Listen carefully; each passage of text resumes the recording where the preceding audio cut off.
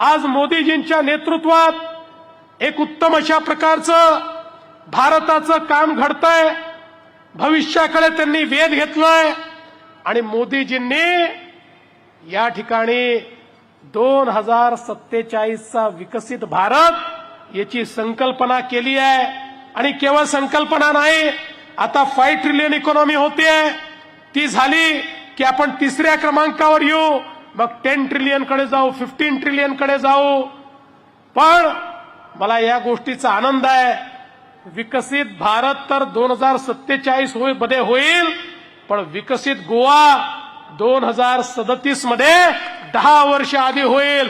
कारण आपण बघा, गोव्याची प्रगती 2012 साली ज्या गोव्याचं बजेट 8,000 कोटी रुपयाचं होतं, ते आता 3 पटीपेक्षा जास्त 3.5 पट या ठिकाणी झालाय, 26-27 हजार कोटी रुपये। आणि त्यासोबत केंद्र सरकारही भरभरून या ठिकाणी गोव्याकरता पैसे देत आहे। आज सगळ्यात जास्त या ठिकाणी पर कॅपिटा इन्कम आपल्या देशामध्ये कोणाचं असेल तर ते गोवा राज्याचं आहे। आणि म्हणून गोव्याचा विकास हा सर्वाधिक वेगानं गतीनं या ठिकाणी होतोय। आणि या विकासाच्या या संपूर्ण वाटचालीत मला विश्वास आहे 2027 मध्ये गोव्यामध्ये 2/3 मेजॉरिटीनी भारतीय जनता पक्ष आणि आमची मगोप आणि आमच्या महायुतीची सत्ता ही या ठिकाणी येणार आहे। पण बंधू भगिनींनो, आता ही निवडणूक ही भावनेची निवडणूक आहे। या भावनेच्या निवडणुकीत तुमची भावना ही तुमच्या कर्तव्यामध्ये परिवर्तित होते का, याच्याकडे सगळ्यांची नजर लागली आहे। फोंड्यामध्ये कुठेही गेलं आणि रवी नाईकजी यांच्याबद्दल बोललं तर लोक त्यांच्याबद्दल भरभरून बोलतात, पण केवळ भरभरून बोलून चालणार नाही, आपलं कर्तव्यही करावं लागेल।